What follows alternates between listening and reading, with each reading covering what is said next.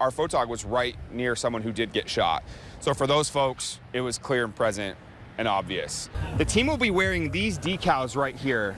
You can see it right at the front of the helmet. Todd Tuff. He says he's going to play. Great, awesome. I know the question you want answered, which is he going to propose to Taylor Swift after the game? That was always her goal, to get back to this. But tragedy struck the Orellana family and the Ozark community when Josie died of complications stemming from a bone marrow transplant.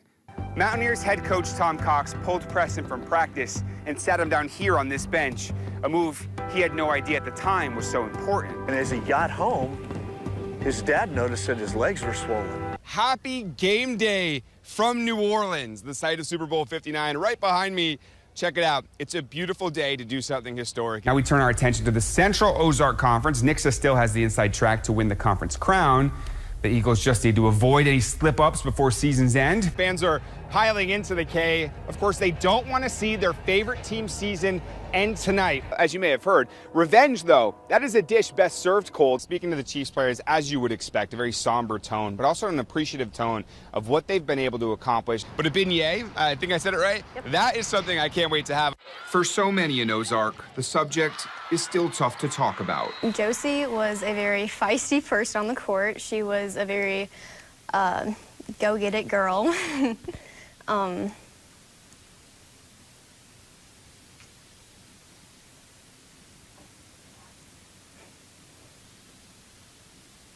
Give me a second. As a freshman, Josie Orellana was a promising multi-role player for the Tigers. The plan was for her to play varsity, sophomore, junior, and senior season. But later that year, Josie was diagnosed with leukemia.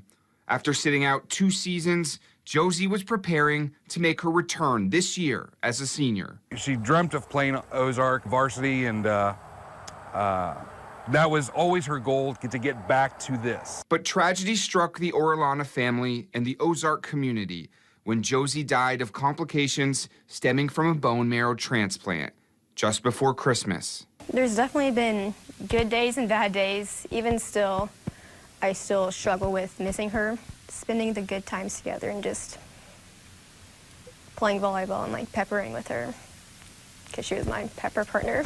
She was a very driven girl, and I just wish that everybody could have seen what she could have accomplished. At their first home game, the team unveiling new jerseys they'll wear throughout the season. Purple, Josie's favorite color.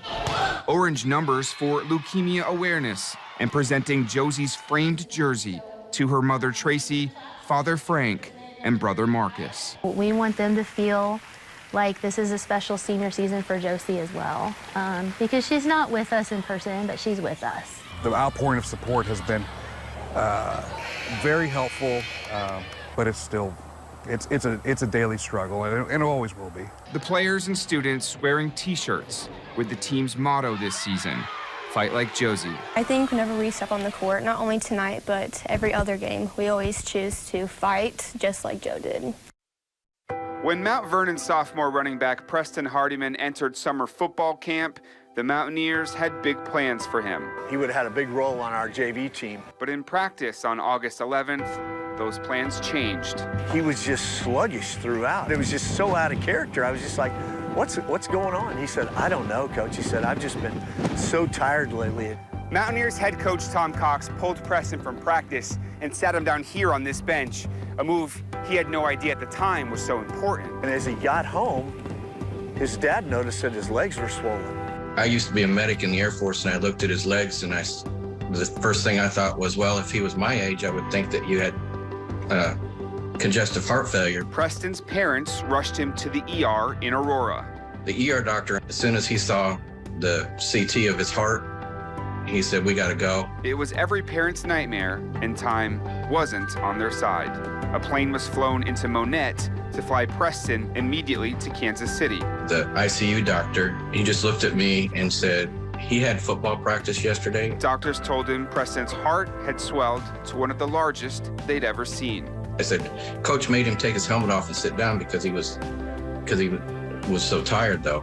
And he said, well, he probably saved his life. Doctors tried a procedure to help his heart. It didn't work. There was only one option left. Preston needed a new heart. They told us without this, there's no way he's going to survive. Back in Mount Vernon, students organized a fundraiser at the Logan Rogersville game, wearing neon colors to brighten Preston's day. The thing that got to me the most was when I saw a picture of the Logan Rogersville stands and saw the students there in that stand they were all in neon too. But the night before, Preston got a call. An organ donor had died at the hospital. Their heart was a match for Preston. I think the toughest moment was watching him go away, knowing that they were going to take out his heart that he had in it and put in another heart and hoping it worked. It did work.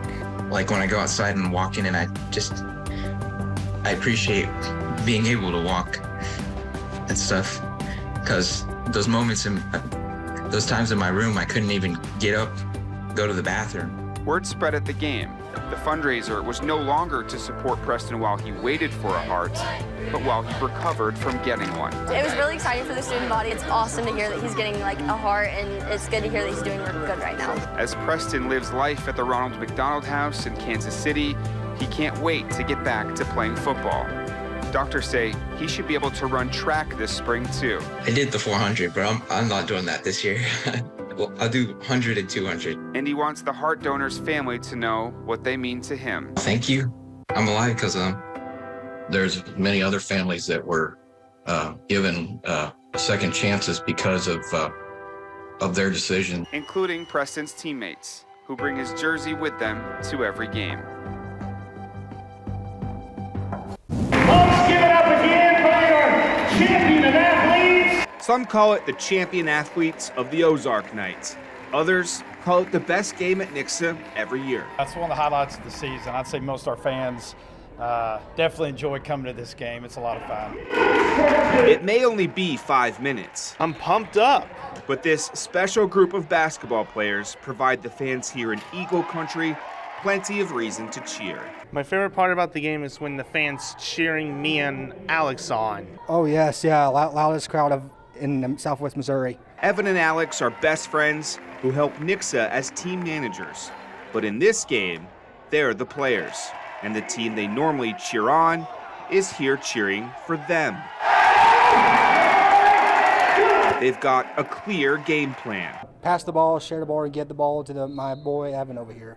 It worked to perfection 3 years ago when Alex captivated the crowd with this buzzer-beating three-pointer.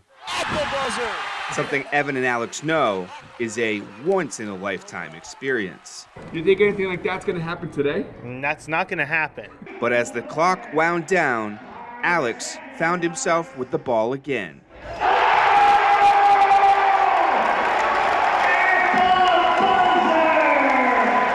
For the second time in 3 years, Alex hit a buzzer beater. And like he and Evan have done so many times for them, the Nixa players swarmed in celebration. It was really fun, amazing. I know my parents and my grandparents, they're watching it from online. They're proud of me. I bet they're proud of me. What a day in state tournament action, quarterfinals in baseball and girls soccer, as well as tennis team state championships. But we start with large class track and field, where several of our area's best athletes prove just how great they are.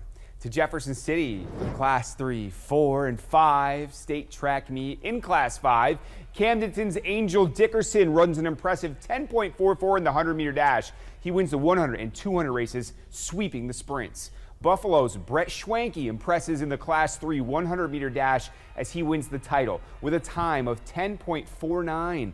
In the 300-meter hurdles, Monette's Connor Pointer wins the Class 4 crown. El Dorado Springs girls 4x4 squad wins the Class 3 title. Eldo sweeps the long relays with a 4x8 win yesterday. Salem's Savannah Manthe wins Class 3 javelin. And in the Class 5 boys pole vault, Kaishan Isringhausen wins the state championship in his senior year. Hey, one of those interviewers was Chris Parker. He runs the Ozone Show. He tries to never be on TV. That was pretty funny. All right, to baseball now. In state quarterfinal action, Nixa is on to the Final Four for the first time since 1974. They win in comeback fashion, 5-4 over Blue Springs. Tanner Grant with a clutch 2-run double to give the Eagles the lead in the bottom of the 6th for good.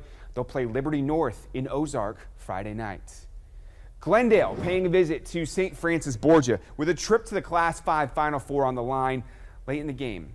Falcons down to trying to prevent more damage. Brooks Kettering with a backhand stop. He makes the heads-up play to get the runner advancing to third.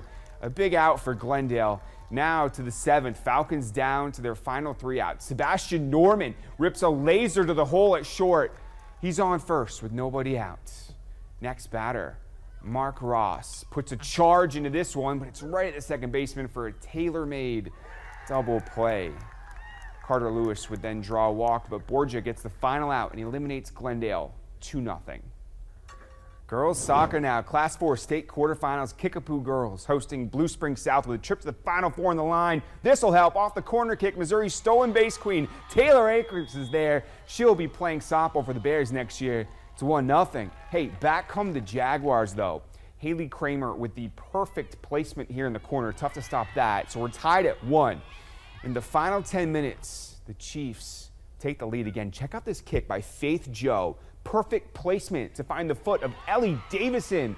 That's going to give them a 2-1 lead at the half. They needed all of them.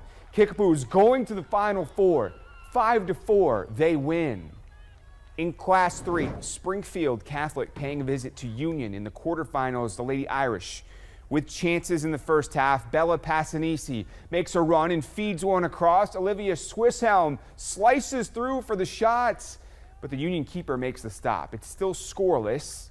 Just a few minutes later, a give and go sets up a shot for Peyton Wiseman, and that's just going to sail high. A defensive struggle goes all the way to double OT, where Union wins it by 1. All right, how about Class 2? Logan Rogersville hosting Pleasant Hill. Down 2-0 midway through the first half. Here's a nice save by Shayla Perry, trying to keep it close as the ball goes over the crossbar. But just too much from the Pleasant Hill offense. They would take a 4-0 lead into halftime and never look back. Rogersville falls 4-2. All right, Class 1, Lakeway visiting Father Tolton in the quarterfinals. Gorgeous day up there, too. And this is a gorgeous save by the Hornets' Madison Helmuth. She did her best to keep this game scoreless till late in the first half, but that's when the Blazers would strike. This is Kenzie Sirio on the rebounds. Father Tolton never looks back. Lakeway's season ends in the state tournament 4-0, the final. Of course, we've got you caught up on all things high school postseason action, highlights, photos, recaps. It's all here on OzarkSportsZone.com. The Royals fall 4-2 to the Nationals. Arkansas baseball falls 5-4 to Texas A&M in the SEC tournament. The Cardinals and Spring Cards are just getting underway. State tennis now. This is the Class 1 state team championships over at Cooper Tennis Complex. The #1 doubles team of Cy Douglas and Benjamin Tull, they would come in second place. So would Bolivar as a team. Congrats to the Liberators. Wow, that was a lot. Thanks so much, Chris. We'll be right back.